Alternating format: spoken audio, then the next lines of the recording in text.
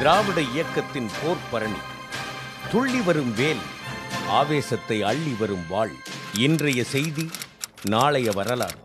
இவை வெறும் அச்சில் வார்க்கப்பட்ட வார்த்தை அல்ல, ஒரு இனத்தின் போராட்ட வாழ்க்கை.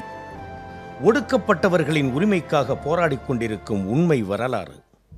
திராவிட முன்னேற்றக் கழகத்தின் மூச்சு, தலைவர் கலைஞர் அவர்களின் இதய துடிப்பு, தொண்டர்களின் பன்முக கண்ணாடி, தமிழர்களுக்கு கிடைத்த வரலாற்று சுவடு.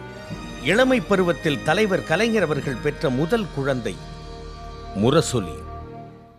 மக்களின் விடுதலைக்காக சிந்தித்த புரட்சியாளர்கள் எல்லாம் முதலில் ஏந்திய ஆயுதம் பத்திரிகை எனும் பேராயுதம்தான். தமிழ் இனத்தின் புரட்சியாளரும் தமிழ் எழுத்துலக வேந்தரும் திராவிட முன்னேற்றக் கழகத்தின் காவலருமான தலைவர் கலைஞர் அவர்கள் நமது மொழி, இனம், கலாச்சாரம் காக்க ஏந்திய ஆயுதம்தான் போர் முரசு கொட்டும் முரசொலி. 1942 ஆகஸ்ட் 10ஆம் நாளில் திருவாரூரில் துண்டுத்தாளாக தொடங்கப்பட்ட முரசொலி பின்னர் மாத ஏடாகவும் வார ஏடாகவும் மாறத் தொடங்கிற்று.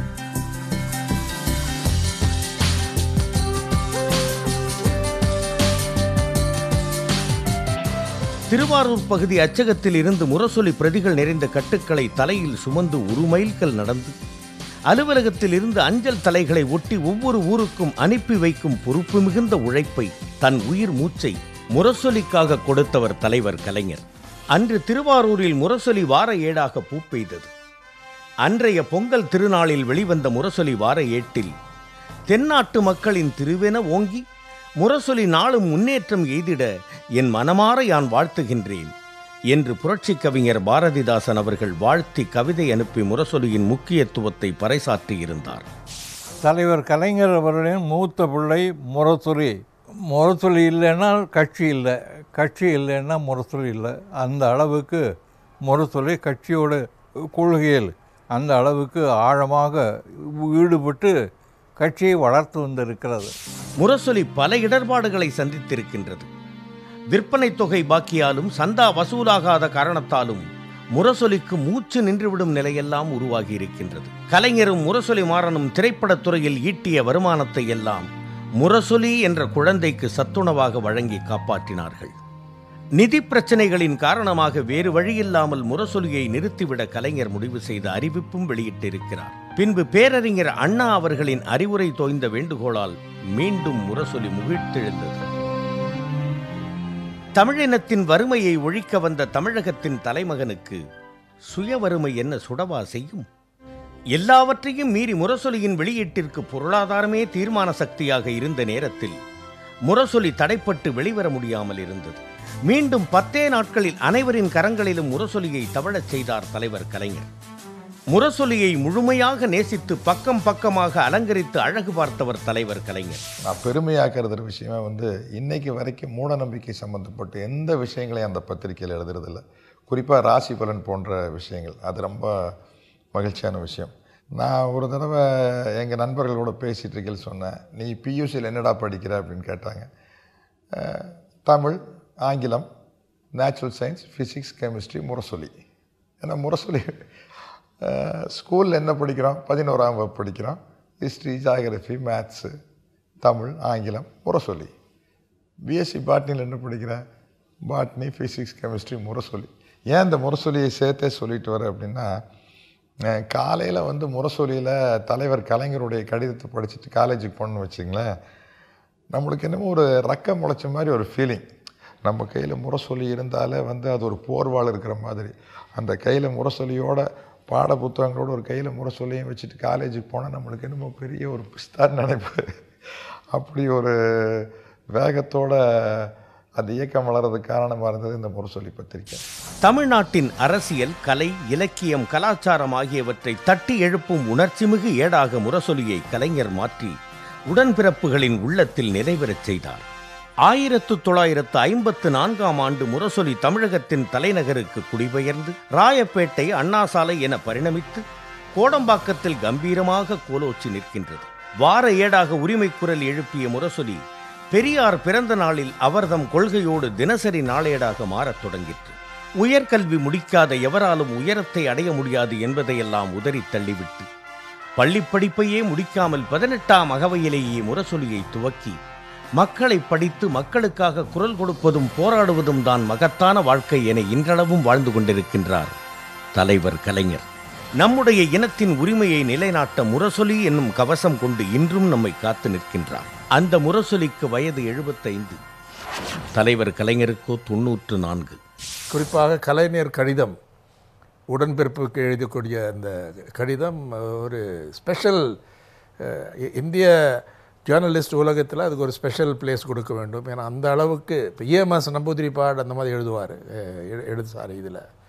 ஆனால் இது இவர் கிட்டத்தட்ட ஒரு சிங்கிள் ஹேண்டடாக ஆரம்பித்து திமுக பிறந்த நாளுக்கு முன்ன ஆரம்பிக்கிறதுக்கு முன்னாலேயே முரசொலி ஆரம்பிக்கப்பட்டது. ஒரு அரசியல் பிரச்சனைகளை ஒரு சீரியஸாக அந்த கண்ணோட்டத்தில் பார்க்கறதுல இது ஒரு ரொம்ப ரேர். அது அந்த அந்த சாதனை அதை நம் பாராட்டுறது மட்டும் இல்லை, அதுக்கு தலை வணங்க வேண்டும். முரசொலி பயணித்த பாதையில் பல தடைக்கற்கள் உண்டு. அதனை எதிர்த்து தாக்கிய புயல்கள் உண்டு. எல்லாவற்றிற்கும் மேலாக எரிமலையின் நெருப்பு குழம்பு உண்டு. முரசொலி பெரும்பகுதி நெருப்பாற்றில் நீந்தியே பயணித்துள்ளது. அது சந்தித்த வழக்குகளின் எண்ணிக்கை எண்ணிலடங்கா. திராவிட முன்னேற்றக் கழகம் நடத்திய போராட்டங்கள், குறிப்பாக விலைவாசி உயர்வு எதிர்ப்பு போராட்டம், இந்தி திணிப்பை எதிர்த்து சட்ட எரிப்பு போராட்டம், எமர்ஜென்சி எதிர்ப்பு, இதுபோன்ற காலகட்டங்களில் முரசொலி சந்தித்த அநியாய அடக்குமுறைகள் ஏராளம். முரசொலியின் ஆசிரியர்களாக விளங்கிய தலைவர் கலைஞர் அவர்கள் மீதும் முரசொலி மாறன் அவர்கள் மீதும் தேசிய பாதுகாப்பு சட்டங்கள் பாய்ந்திருக்கின்றன. ஒவ்வொரு பிரச்சனையின் போதும் முரசொலி துணிந்து எதிர்த்து நின்று போராடியதே தவிர எந்த ஒரு நிலையிலும் ஆதிக்க சக்திகளுக்கு அடிபணிந்து நின்றதே கிடையாது. எமர்ஜென்சி நாட்களில் ஆட்சியாளர்கள் அஞ்சி நடுங்கச் செய்த நேரத்திலும் தமிழகத்தை எமர்ஜென்சி தீண்டா தனித்தீவாக பாதுகாத்தவர் தலைவர் கலைஞர். அரசிற்கு எதிராக எந்த ஒரு பத்திரிகையும் செய்தி வெளியிடக்கூடாது என்ற அடக்குமுறைகளை ஏவி தணிக்கை செய்து பத்திரிகைகளை வெளியிட்ட போதும் தனது அறிவாற்றலால் முரசொலி எனும் ஆயுதம் கொண்டு 2ஆம் சுதந்திர போரை தொடர்ந்தார். யார் யார் கைது செய்யப்பட்டார்கள் என்பதை கூட முரசொலியில் அச்சிட முடியாத காலம் அது. கலைஞர் என்ன செய்தார் தெரியுமா? அண்ணா சதுக்கத்திற்கு, அண்ணா நினைவு நாளுக்கு அஞ்சலி செலுத்த சென்றார். மறுநாள் முரசொலியில் எழுதினார், முரசொலியில் வெளிவந்த செய்தியின் காரணமாகத்தான் யார் யார் கைது செய்யப்பட்டிருக்கிறார்கள் என்பது தெரிந்தது.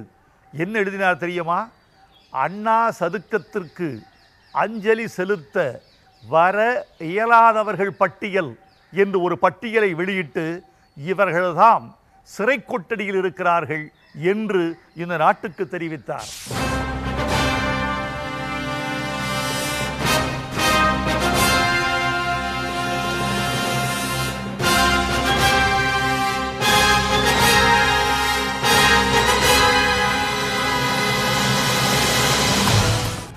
ஆயிரத்து 1991 ராஜீவ்காந்தி அவர்கள் படுகொலை செய்யப்பட்ட அந்த துயரமான நேரத்தில் தவறான வதந்திகளை பரப்பி சமூக விரோதிகள் முரசொலி அலுவலகத்திற்குள் புகுந்து கொலைவெறி தாக்குதல் நடத்தினர். விலை மதிப்பற்ற அச்சு ஊடகங்கள் உடைக்கப்பட்டன, கணிப்பொறிகள் நொறுக்கப்பட்டன, உடம்பெல்லாம் தீ வைத்து கொளுத்தப்பட்டதால் 50 ஆண்டுகால ஆவணங்களை இழந்து தவித்தது முரசொலி. இத்தகைய காயங்களை எல்லாம் வடுக்களாக்கி கொண்டு இன்று முரசொலி வீறு நடை போடுகிறது என்றால் தலைவர் கலைஞர் அவர்களின் சலியாத உழைப்பும் சளையாத முயற்சியும் தான் காரணம். சட்டமன்ற உரிமை மீறல் பிரச்சனையின் காரணமாக முரசொலி ஆசிரியரான முரசொலி செல்வத்தை ஜனநாயகத்திற்கு புறம்பாக சட்டமன்ற கூண்டிலேற்றி பழிவாங்கி பரவசப்பட்டார் அன்றைய முதல்வர் ஜெயலலிதா. முரசொலி உருவாக்கிய எதிர்ப்பு புயல்களை எதிர்கொள்ள இயலாமல் ஆட்சியில் இருந்தவர்கள் அதனை நசுக்கிட எடுத்த அனைத்து நடவடிக்கைகளையும் எளிதில் எதிர்கொண்டு வெற்றி கண்டது முரசொலி. எதிரிகளும் எதிரிகளின் ஏடுகளும் எத்தனை தரம் தாழ்த்தி திமுகவையும் தலைவர் கலைஞரையும் விமர்சித்தாலும் அரசியல் நாகரிகத்தின் அடியொற்றியே முரசொலி இன்றும் பயணிக்கின்றது. முன்னாள் முதல்வர் எம்ஜிஆர் அவர்கள் மறைந்தபோது கலைஞரின் உருவச்சிலையின் நெஞ்சில் கடப்பாறை கொண்டு குத்திய படங்களை குறிப்பிட்டு செய்தி வெளியிட்டிருந்தனர்.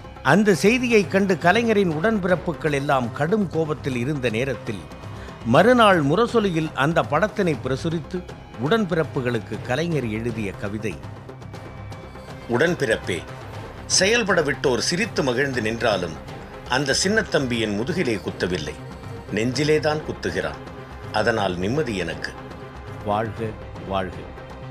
தந்தை பெரியாரின் பகுத்தறிவு கொள்கைகளையும் சுயமரியாதை உணர்வுகளையும் பேரறிஞர் அண்ணாவின் கனிவுமிக்க அறநெறி கருத்துக்களையும் தாங்கி திராவிடத்தை ஒழிப்பேர் என்று கூச்சலிடும் சிறு கூட்டத்திற்கு இன்றும் சிம்ம சொப்பனமாக விளங்கும் கலைஞரின் மூத்த குழந்தையே முரசொலி. முரசொலி பத்திரிகை என்பது எங்கே விபத்து எங்கே சாவு என்பதல்ல, சமூக நீதிக்காக தொடர்ந்து போராடினார்கள், துணிச்சலோடு போராடினார்கள். நெஞ்சறிவது பொய்யற்க, எது உண்மையோ அதை சொல்லும் துணிவு வேண்டும். அந்த துணிவு இல்லாதவன் உயிரோடு வாழ்ந்தாலும் இறந்தவனுக்கு சமம் என்று வள்ளுவர் சொல்கிறார். அதுவும் வகுப்புவாத சக்தி டெல்லியிலிருந்து எந்த சமூக நீதிக்கு போராடினோமோ அதை மிதித்து நசுக்க பார்க்கிற போது முரசொலி மீண்டும் முரசொலிக்க வேண்டும் என்பது என்னுடைய வேண்டுகோள். முரசொலியை வாங்கி ஒரு தோழர் படிக்க கூடி நின்று பலர் கேட்கும் காட்சிகள் முரசொலியின் முக்கியத்துவத்தை எந்நாளும் உணர்த்தும். இப்படி துவங்கிய முரசொலிதான் இன்று தமிழகமெங்கும் திராவிட படை வீரர்கள் ஏந்துகின்ற கருவிகளில் முதன்மையானதாக வெளிவந்து கொண்டிருக்கின்றது. கருப்பு சிவப்பு வேட்டியோடு கையில் முரசொலி இதழை வைத்திருப்பதே திராவிட இயக்க தீரர்களின் தீராத அடையாளமாக இருந்தது, இன்றும் இருந்து கொண்டிருக்கின்றது. 10ஓடு 11ஆக வரும் ஏடு அல்ல முரசொலி. லட்சத்தில் விற்பனை அல்ல என்றாலும் லட்சியம் நோக்கிய பயணமே முரசொலியின் குறிக்கோள். அந்த பயணத்தில் முரசொலி மாபெரும் வெற்றிகளை ஈட்டி அதே பாதையில் இன்றும் சளைக்காமல் பயணித்துக் கொண்டிருக்கின்றது. தமிழ் மக்களுக்கு பெரியார், அண்ணா, ராஜாஜி, காமராஜர் போன்ற தலைவர்கள் எப்படி ஒரு காலத்தில் வழிகாட்டிகளாக இருந்தார்களோ அதை போல நம்முடைய கலைஞரும் ஒரு வழிகாட்டியாக மக்களுக்கு வழிகாட்டுகின்ற ஒரு தலைவராக விளங்குகிறார். கழகத்தின் செயல் தலைவர் தளபதி மு.க. ஸ்டாலின் அவர்கள் தனது தந்தையாரின் அடியொற்றி அன்றாடம் காலை முரசொலி அலுவலகம் சென்று அங்கு பணிகளை பாராட்டி பணியாளர்களுக்கு ஊக்கம் வழங்கி உங்களில் ஒருவன் என கடிதம் எழுதி அந்த இயக்கத்தை மேலும் காப்பாற்றுகிறது. எத்தகைய கொள்கையை எதிர்த்து முரசொலி அன்று தொடங்கப்பட்டதோ அத்தகைய கொள்கையை எதிர்த்தே இன்றளவும் வீரியமிக்க போராட்டத்தை செயல் தலைவர் மு.க. ஸ்டாலின் அவர்கள் தலைமை தாங்கி நடத்தி கொண்டிருக்கின்றார். 75 ஆண்டுகால வரலாற்றினை கொண்ட கொள்கை ஏடுகள் உலகில் வேறு எந்த இயக்கத்திற்கும் கிடையாது. அந்த பேறு கொண்ட ஒரே இயக்கம் திராவிட முன்னேற்றக் கழகம். ஒரு நாளேடு கருத்து போர் கருவியாக ஆகி அதன் மூலம் மிகப்பெரிய ஒரு எழுச்சியை உருவாக்குவதிலே தந்தை பெரியாரின் ஈரோட்டு குருகுல மாணவரான கலைஞர் அவர்கள் உழைப்பிலும் கருத்திலும் அவர்களைப் போலவே பல்லாண்டு காலம் வாழ்வதைப் போல இன்னும் பல கருத்து வளமுள்ள கட்டுரைகளையும் அறிக்கைகளையும் தருவதைப் போல முரசொலியினுடைய தளம் மிகவும் விரிவாக வேண்டும். முரசொலி இன்னும் பல்வேறு வெற்றிகளை குவிக்க வேண்டும். வாழ்க முரசொலி, வளர்க அதனுடைய சீரிய பகுத்தறிவு லட்சிய தொண்டு. ஒவ்வொரு தொண்டனுக்கும் கலைஞர் போடும் அஞ்சலட்டை முரசொலி, கவிஞர்களின் சங்க பலகை முரசொலி, எழுத்தாளர்களின் ஏணி முரசொலி, தொண்டர்களின் எழுச்சி முரசொலி, மொழி, இனம், பண்பாடு, நாகரிகம், வரலாறு, மரபுகளை காக்கும் போர் முரசு முரசொலி. திராவிட இயக்கத்தின் போர்வாளாகவும் கேடயமாகவும் விளங்கும் முரசொலியின் பவள விழா ஆண்டில் முரசொலி பற்றி நான் கூறுவதை விட தலைவர் கலைஞர் அவர்கள் பவள விழாவின் துவக்கத்தில், அதாவது கடந்த 2016ஆம் ஆண்டு ஆகஸ்ட் 8ஆம் தேதி அவர் முரசொலி குறித்த உடன்பிறப்புகளுக்கு எழுதிய கடிதம் பொன்னேடுகளில் பொறிக்கப்பட வேண்டியவை. அந்த கடிதத்தில் உள்ள தலைவர் கலைஞர் அவர்களின் வாசகங்களை பவள விழா நிறைவு தினத்தில் நான் உங்களிடத்தில் நினைவுபடுத்த விரும்புகிறேன். 1942ஆம் ஆண்டு அகல் விளக்காக ஏற்றி வைக்கப்பட்டு இன்று ஆகாயத்து கதிர்விளக்காக ஒளி வீசிடும் முரசொலியின் நிறுவனர் என்ற நிலையில் இந்த நாளில் என்றும் நீங்கா சில நினைவுகள். நான் என்னுடைய வாழ்க்கையில் சந்திக்க நேர்ந்ததைப் போலவே நான் தொடங்கியதால் என்னவோ முரசொலியும் பல சோதனைகள், வேதனைகள், சாதனைகளை கடந்து வந்திருக்கிறது. இன்னும் சொல்லப்போனால் அது சந்தித்த வழக்குகள் எத்தனையோ. நெருக்கடி காலத்தில் முரசொலி சந்தித்த பிரச்சனைகள் ஏராளம். 1965ஆம் ஆண்டு இந்திய எதிர்ப்பு போராட்டத்தின் போது முரசொலி ஆற்றிய பணி 1967 பொது தேர்தலில் ஆட்சியை மாற்றி திமுக கழகம் வெற்றி வாகை சூட காரணமாக அமைந்தது. அதற்கு பிறகு திராவிட முன்னேற்றக் கழகம் ஆட்சியில் இருந்தாலும் இல்லாவிட்டாலும் கழகத்தின் அரசியல் சாதனைகளை மக்களுக்கு கொண்டு செல்லும் அரியதொரு வாகனமாக முரசொலி பயன்பட்டது என்று சொன்னால் அது தவறல்ல. முரசொலி நெருப்பாற்றில் நீந்திய நிகழ்வுகள் எத்தனையோ. பலமுறை புடம்போட்டால் பத்தரை மாற்று பொன் என்பதற்கொப்ப ஒவ்வொரு முறையும் புது பொலிவுடன் வெளிவந்தது முரசொலி. நேர்த்தியான முறையில் இன்று முரசொலி நடைபெறுவதற்கு பெரிதும் பாடுபட்ட மறைந்த தம்பி முரசொலி மாறன். சட்டப்பேரவையில் கூண்டிலை நிறுத்தப்படுவது வரை சோதனையை சந்தித்த இன்றைய முரசொலி ஆசிரியர் தம்பி முரசொலி செல்வம். எனக்கு ஈடு கொடுத்து அலுவலகத்திலே பணியாற்றி கொண்டிருப்பவர்கள் இன்றைக்கும் முரசொலி சந்தாவை ஊருக்கு ஊர் பெருக்குவதற்காக பாடுபடும் தம்பி மு.க. ஸ்டாலின் முரசொலியை போர்வாளாகவும் கேடயமாகவும் ஏந்தி கொண்டு கழகம் நடத்தும் என் உயிரினும் மேலான கழக உடன்பிறப்புகள் ஆகியோர்தான் காரணம். முரசொலி இதழ் இந்த அளவுக்கு திமுக கழகத்தின் வளர்ச்சிக்காக பாடுபட்டுள்ளது. முரசொலி கல்லிலும் முள்ளிலும் கடும் பயணம் செய்தது. முரசொலி காட்டாறுகள் பலவற்றை கடந்து வந்தது. முரசொலி கடும் விலங்கு கூட்டத்தை வென்று வந்தது. முரசொலி தமிழகத்தின் அரசியல் களத்தில் அன்றும் இன்றும் என்றும் ஒலித்து வருவது. இந்த முரசொலியின் 75வது பிறந்த நாளில் எனது அன்பு உடன்பிறப்புக்கலாம், அதன் வாசகர்கள் அனைவருக்கும் முரசொலியின் நிறுவனர் என்ற முறையில் உளம் நிறைந்த வாழ்த்துக்கள். இதுதான் தலைவர் கலைஞர் அவர்களின் பவள விழா வாழ்த்துக்கள். ஒரு பத்திரிகையை தொடங்கியவரே 75 ஆண்டு காலம் அதனை தொடர்ந்து நடத்துவது என்பது தலைவர் கலைஞருக்கும் முரசொலிக்கு மட்டுமே வாய்த்த வரலாறு. இந்த வரலாறு இன்னும் தொடர்ந்து தலைவரும் முரசொலியும் 100 ஆண்டு கடந்தும் சேவையாற்ற வாழ்த்துவோம். கழகத்தின் கொள்கை போர் முரசமாக ஒலிக்கும் முரசொலியின் பவள விழா சிறக்கட்டும். வீழ்வது நாமாக இருப்பினும் வாழ்வது தமிழாக இருக்கட்டும் என்ற கலைஞரின் உடன்பிறப்புகள் முழக்கமிடும் கலைஞரின் முரசொலி.